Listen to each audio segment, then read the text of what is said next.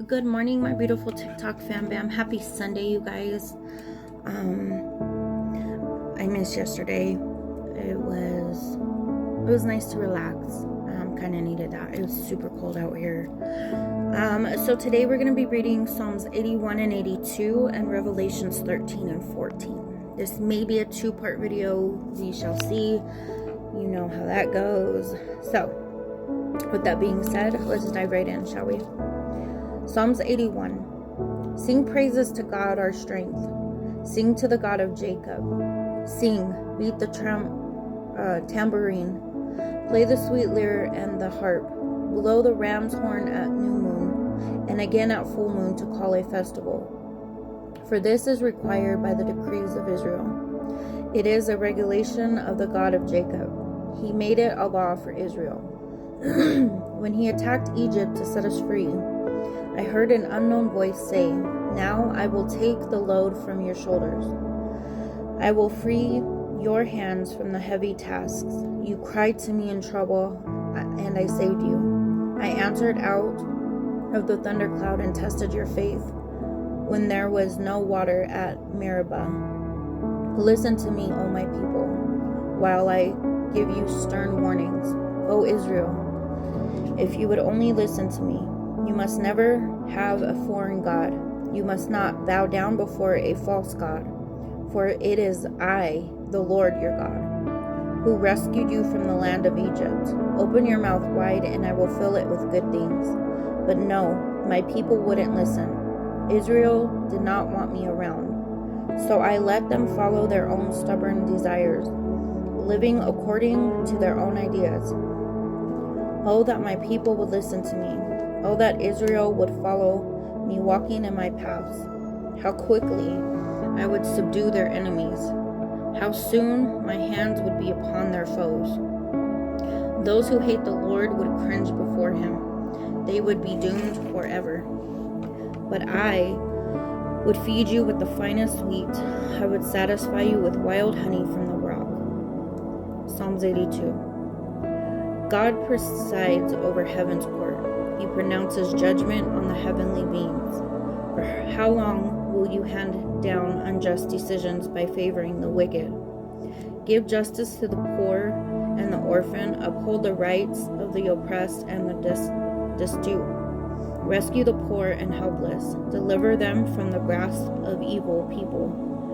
But though these oppressors know nothing, they are so ignorant. They wander about in darkness, while the whole world is shaken to the core. I say, you are gods. You are all children of the Most High.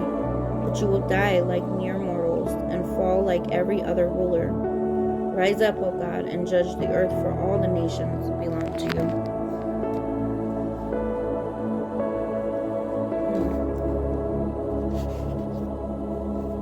I can't believe we're 80-something days into Psalms, you guys. This is such a cool journey and ride. I really am loving this. Alright, guys. So Revelations 13 and 14. Revelations 13 says, "Then I saw a beast rising up out of the sea. It had 7 heads and 10 horns, with 10 crowns on its horns. And written on each head were names that blasphemed God. This beast looked like a leopard, but it had the feet of a bear and the mouth of a lion. And the dragon gave their beast his own power and throne and great authority. I saw that one of his heads of the beast seemed wounded beyond recovery, but the fatal wound was healed. The whole world marveled at this miracle and gave allegiance to the beast. They worshipped the dragon for giving the beast such power, and they also worshipped the beast. 'Who is as great as the beast?' they exclaimed. 'Who is able to fight against him?' Then the beast was allowed to speak great blasphemies against God. And when he was given authority to do whatever he wanted for 42 months, and he spoke terrible words of blasphemy against God, slandering his name and his dwelling, that is, those who dwell in heaven. And the beast was allowed to wage war against God's holy people and to conquer them. And he was given authority to rule over every tribe, people, and language and nation. And all the people who belong to this world worship the beast. They are the ones whose names were not written in the book of life before the world was made, the book that belongs to the Lamb who was slaughtered. Anyone with ears to hear should listen and understand. Anyone who is destined for prison will be taken to prison. Anyone destined to die by the sword will die by the sword. This means that God's holy people must endure persecution patiently and remain faithful. The beast out of the earth. Then I saw another beast come up out of the earth. He had 2 horns like those of a lamb, but he spoke with the voice of a dragon.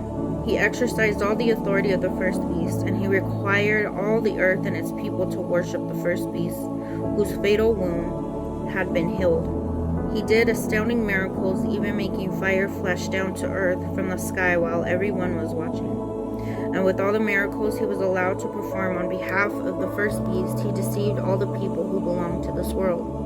He ordered the people to make a great statue of the first beast, who was fatally wounded, and then came back to life.